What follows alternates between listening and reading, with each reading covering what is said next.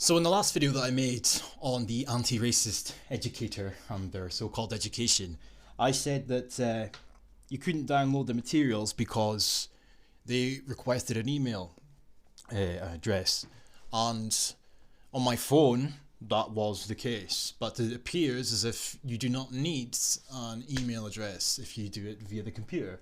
So I probably should have double checked that, but that was my mistake. So however, I'm going to go through some of these resources and show what this is really all about. So we have here the Black Lives Matter, exploring Black Lives Matter in English. Now this was directed towards, the PowerPoint presentation was created for secondary school pupils, so ranging from around 11, 12 to 17, 18. So let's get a look at this. It says here in the first page, what is BLM? Well, it's funded by the Open Society Foundations, amongst many others. It's got international backing from all the major corporations, major media outlets, many politicians. You've got pretty much the whole world on your side, but yet you're still oppressed. Isn't that funny? And there's multiple videos and whatnot of people within that group that call themselves the leaders of Black Lives Matter that consider themselves Marxists. I don't really know what else to tell you at this point, but of course we're going to get a different version of events for the people printing this bollocks. Of course we are. As they say that they're an international human rights movement which campaigns against violence and so-called systemic racism against black people because George Floyd was killed. This is justified, of course. BLM regularly holds protests speaking out against police brutality and police killings of black people, despite the fact that people that are killed by the police in America that are black is under the amount of people that are killed annually by that are white. The movement began in 2012 with the murder of 12-year-old black American Trayvon Martin, who was shot by a white American who was allegedly acting in self-defense when he saw Trayvon wearing a hoodie. You probably heard of the recent death of George Floyd, who wasn't killed because he was black, but of course they want you to think that was the case. And Nicola Sturgeon, the Rainbow Unicorn Party, again, all the organisations and conglomerates, etc., have all punted out the same narrative that he was killed due to racism, which has given rise to the Black Lives Matter activists and Antifa alike to storm our streets and deface our statues and call for an erasure of our fucking history. George Floyd was arrested in the city of Minneapolis on the 25th of May for allegedly using counterfeit money to buy a pack of cigarettes, and he also resisted arrest while higher was not on fentanyl. He died after a white police officer kneeled on his neck for nearly 9 minutes while he pleaded, "I can't breathe." Nothing to do with racism, but they want you to think that it was. In the following week, BLM protests, both in public squares and online, were held internationally, with solidarity being shown worldwide while they went around burning things to the ground, destroying police cars, destroying businesses owned sometimes by blacks, going around and bartering people for being white, going around and bartering people full stop. There's been how many murders now? How many murders? Are we going to protest and burn down the streets of Scotland because there was a white woman murdered by 2 to 3 African Americans on one of the first days that these protests took place? Are we going to take to the streets and burn everything down for the countless people that have been killed, raped and murdered and assaulted by groups of Antifa and Black Lives Matter protesters on the back of George Floyd? No, we're not, because we want you to be able to play your little victim narrative, and we're not allowed to call it out. With these protests came an increased awareness of racism in other countries, including the UK, an important role schools have to play in anti-racist education. Unfortunately, many black people were killed by the police in the UK too. You will find some of the names in the next slide. And unfortunately, more white people were killed in the UK by police in the last 10 years or so. In the UK, not Scotland. But they're not going to talk about that. Even the BBC, to a degree, debunks this claim here by saying that when you compare, death in custody is the term for anybody who dies while in the custody of the state. This could include while being detained by a police officer or while being held as a prisoner in a police station. And over the past 10 years, 163 people have died in or following police custody. Of those deaths, 140 were white, 13 were black, and 10 were from other minority ethnic groups. Now, of course, that doesn't indicate anything to do with racism for the blacks that were killed in police custody and whatnot. But the BBC tried to spin it by saying that of those arrested, 79% were white and 85% of those who died in custody were white. Meanwhile, 9% of police people arrested were black, which is disproportionately high. They're trying to now imply that it's disproportionately high because of, the usual systemic racism, etc. But they don't tell you how much more crime these individuals as a collective group are inclined to commit. They're disproportionately high in near enough every criminal category going. And that's not just here, that's in America too. But you ain't going to see that, are you? Here, no, of course you're not. No, you never do. They only ever talk about the likelihood of them being arrested, but they leave out the likelihood of them committing crimes as a group. Not all, but enough to flub the statistics or bump them up anyway. So, we've got some names here. And then it says, anti-black racism and police brutality are equally problems here. Back in 2015, the unarmed Sheku Bayu died in police custody in Kirkcaldy after saying, "I can't breathe," when police officers restrained him violently. You're egging it on now. You're trying to create the idea that it was due to his skin colour that he was killed. Again, there's an inquiry currently going on just now to find out specifically if it was race related that this man died in custody. It's sad when anybody dies in custody, and if you people had just stuck with the police brutality narrative, you probably would have got more people on board, but you've made it racial. You know, I didn't see an inquiry for the man that was dragged through the prison naked, a white man of course, where he then died. And to add insult to injury, these men that were responsible for this, all caught on camera, remember, were granted immunity from prosecution in return for giving evidence at a fatal accident inquiry staged more than 3 years after his death. Now of course, there was no inquiry into this to do with racism. No, of course not, because he was white. But because Sheku Bayu was black, that has to indicate racism. And finally on this point, because you do not know yet, because this inquiry has not been completed, you don't even know if it was race related, but yet it's still included in your fucking slide as if it's gospel truth. As it says there, his family are still waiting for justice. Exactly. You don't know. There's an inquiry right now. After a public inquiry, judges ruled that it wasn't in the public interest to prosecute police officers. So now there's an inquiry to see if it was race related. But the article I just pulled up, the same circumstances. What does English have to do with BLM? Anti-black racism is rooted in colonialism and slavery. At least 2 English-speaking countries were responsible for the slavery and colonialisation. The UK and the US. Unfortunately, the majority of the English literature studied at schools is written by white American and white British authors. Imagine that. Some of these authors had an active role to play in slavery. I mean, so what? What the fuck, man? Many authors' work contains racist beliefs about black people in particular, often as a reflection of their time. But yet, you judge us by those times. On today's standards, I mean. If we continue to internalise anti-blackness from the text we read, then anti-black racism is more likely to spread. Robert Burns, before his poetry career, Robert Burns accepted a job managing a slavery plantation in Jamaica. He had many rich friends who made money off the backs of slaves working in sugar plantations. Rudyard Kipling is very well known for his Jungle Book that continues to be a hit with several movie adaptations. He also wrote a poem called The White Man's Burden, describing what he believed to be the duty of white people to civilise the allegedly savage people in the world, i.e. brown and black people. Alright. Agatha Christie. Known for her detective novels such as The Murder on the Orient Express, Agatha Christie also wrote a book that reflects the common beliefs of the time that black people were inferior to white people. Well, I thought we'd established at this point black people aren't inferior to white people, but yet you still imply that we think you are. You can't win with these individuals. Remnants of slavery and anti-black racism in Scotland. As you can imagine, many of your teachers, your parents and your grandparents will have grown up with these texts and these racist portrayals without thinking twice about them. The harsh reality is that history of racism, slavery and colonialism, the one-sided history that you love to parrot, you don't talk about the Arab slave trade, it never gets a mention. Amongst other things. It's just the transatlantic slave trade, the 400 years of slavery. You don't talk about what happened before the 400 years of slavery. You don't talk about what's going on in Africa today, currently slavery. You don't talk about who sold these Africans into slavery. You don't talk about the slavery that was going on in Africa from other Africans. No. It's just what we did. And I say we, in inverted commas. You don't only find it in literature, you'll still find it in other school subjects and even in our streets. Does this mean we have to burn all the racist books and burn the Glaswegian streets down? No, that wouldn't solve the problems. Instead, consider different ways you can reinvent problematic texts and narratives to challenge racism. For example, many of the street names in Glasgow create a narrative that makes it easier for us to ignore the racial injustice of the past that still exists today. No, it doesn't. Check out the next slide for a creative solution that challenges the hidden anti-black racism of Glasgow streets. Hidden anti-black racism, this is good.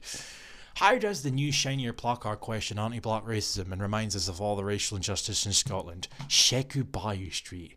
What the fuck, man? Another example of a narrative that could be questioned. The People Make Glasgow slogan is a narrative that makes it easier to ignore the fact that Glasgow benefited from slavery and colonialism. It's fucking mental, isn't it? There was like, what? One wealthy individual in Glasgow that owned a plantation in America or something. And you're talking about how Glasgow benefited full stop from slavery and colonialism. I think the Industrial Revolution played a big role in the wealth that came to Glasgow, shipbuilding and whatnot. I'm not saying the UK didn't have a role in these things, but this warped version of history that you people part, it begs belief. Check out the next slide for a creative solution that challenges the admission of black people's contributions to Glasgow. Enslaved people made Glasgow. Just fucking no. You didn't know, did you? Anti-blackness in English literature and language. In Shakespeare's plays, why do characters often use darkness and ethia as an insult and fairness as a compliment? My God. Why do characters often use darkness as an epithet? That's very fuck. Why does black often symbolize bad luck and white symbolize peace? Why are those who don't pay their bills blacklisted and not whitelisted? Why is it blackmailing and not whitemailing? Keep questioning the language we use and the subtle message we read in text. No, you're looking too much into things. That's what this is. Dismantling the anti-blackness in curriculum. I mean, you want to change our language because every word supposedly indicates subtle forms of racism. That's paranoia. That's fucking paranoia. As we start questioning the harmful language that spreads anti-black racism, we also need to look for positive healing alternatives. In English, this means looking for text written by black people. So you want to replace our language and our text and our literature with black literature to heal racism. It's just bullshit, man. Looking for empowering and humanizing stories about black people. See something, say something. When you spot anti-blackness in a text, say it so and discuss it with your teachers. Some teachers might want to protect you from the horrors of the past.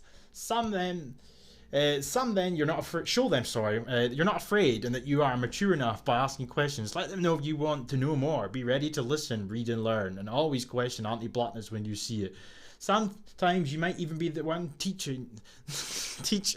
Yeah, of course. So that was that one. This one here, so you want to make a difference. Black Lives Matter in 2020. What can people do in Scotland? This is for 14 to 18-year-olds, supposedly. It says here, pupils of colour, you are not forgotten. We understand that for many BAME kids right now, it's just exhausting and perhaps triggering to talk about race. It's okay to step back. Don't feel like that you need to explain your racialized experience to everyone right now. Educate others just because you're a person of colour. Maybe the only one they know.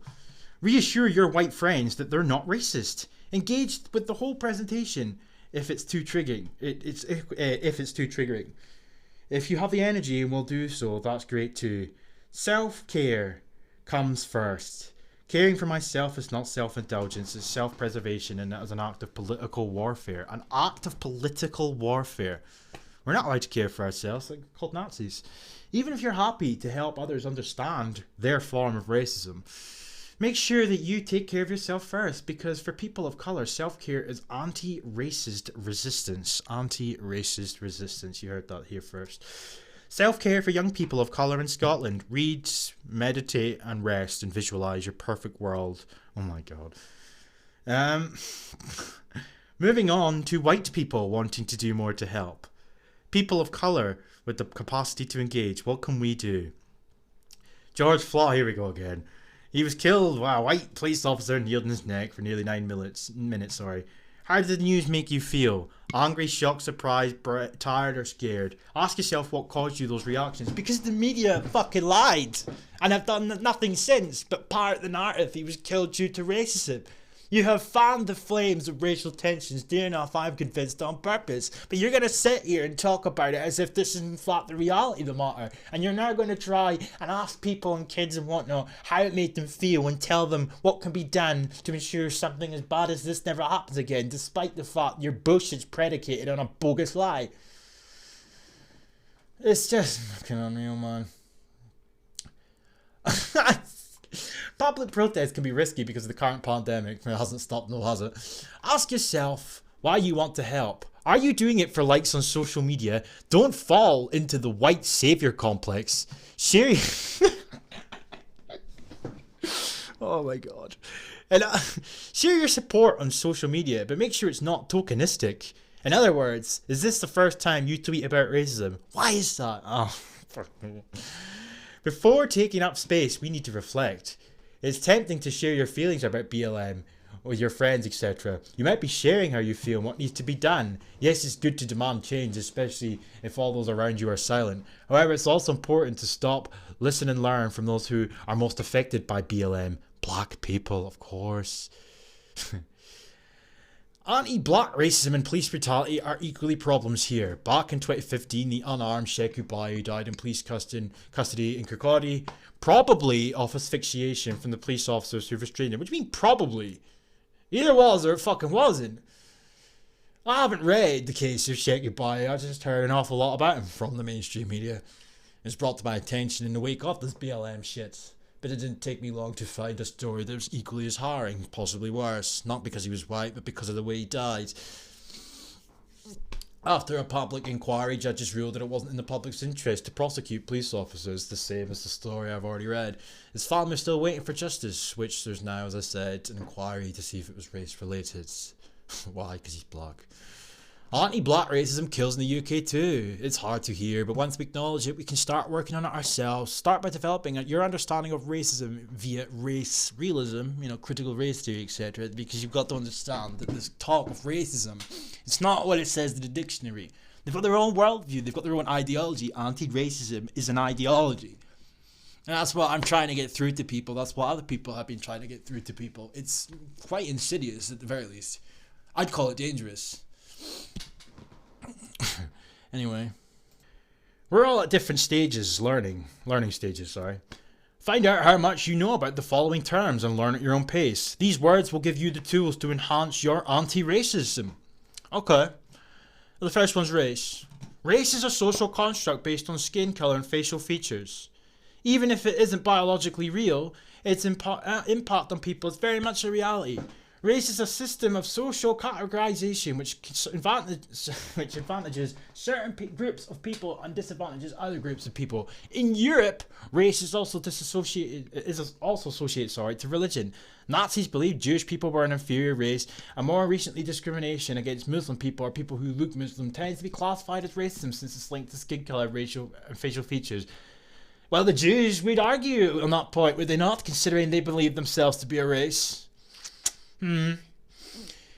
Discrimination based on ethnicity is equally thought of as racism in Europe, although it should technically be called xenophobia rather than racism. Okay. Well, there's much to argue or differ that argument, I suppose, that race isn't flat real, but even if it wasn't real, you're still eroding the fact that Scottish people are an ethnicity by calling us white. So you're doing the very thing you claim we're doing in terms of racialization.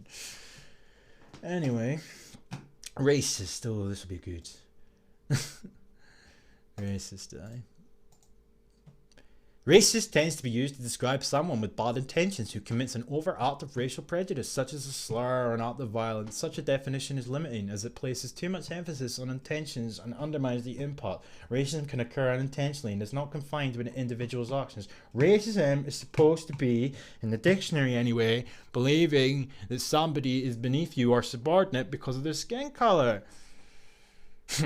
Regardless of intentions, a person, an institution, a law, a society, a system can be racist when their actions, procedures, or existence contributes to the disadvantage of a group of people and a privilege of another group based on race. Is that so? Again, though, we go back to disparities, don't we? Because a majority white country stands to reason positions of power will be held by white people, but when there's not enough blacks and browns, they imply it's racism. And then, of course, Stephen Lawrence gets brought up, but there's never any mention of Chris Donald, the first racially motivated killing in Scotland. Critical race theory is a framework developed in the US and is used increasingly in the UK to expose racial power structures in society. Strongly opposes liberal claims of neutrality, meritocracy and colourblindness, whereby racism is supposedly diminished when individuals try to avoid seeing colour. Critical race theory accepts that within the context of the West, there is a dominant mainstream view that places white people and whiteness at the centre, marginalising racialised voices, and thereby reinforces the illusion that racism is not really a pressing issue. Therefore, one key conceptual tool in critical race theory is counter-narratives, storytelling and counter-narratives that challenge dominant narratives, empower marginalised groups, and they are central to informing action. Gilborn argues that such counter-narratives shift the grounds of debate and present analysis that turn dominant mainstream assumptions on their head. For example, many white Scottish educators may believe that racism isn't really a problem in Scottish education. The testimony section of the Anti-Racist Educator blog and the voices of educators and pupils of colour will prove otherwise. Ever heard of a thing called anecdotal? No. Reverse racism is often called out whenever a white person feels discriminated against because of their race. The problem with this notion is that it focuses purely on racism as an interpersonal construct rather than a systemic problem. In other words, when a white person feels that they are experiencing reverse racism, they're probably facing prejudice as opposed to systemic discrimination, if any. See? Bear in mind, these are the sort of people, maybe not necessarily them in particular, but people with the same mindset, same ideology, same political beliefs, in and around the hate crime legislation. Now you can understand why white people are not protected under hate crime laws, because they can't be the victims of racism, apparently.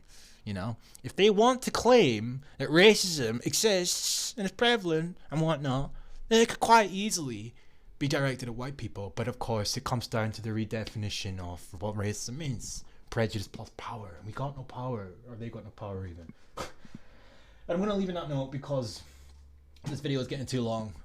But apologies again for that, folks. As I said, I thought I couldn't download these materials. I'll leave the links again if anybody wishes to check them out. On that note, peace.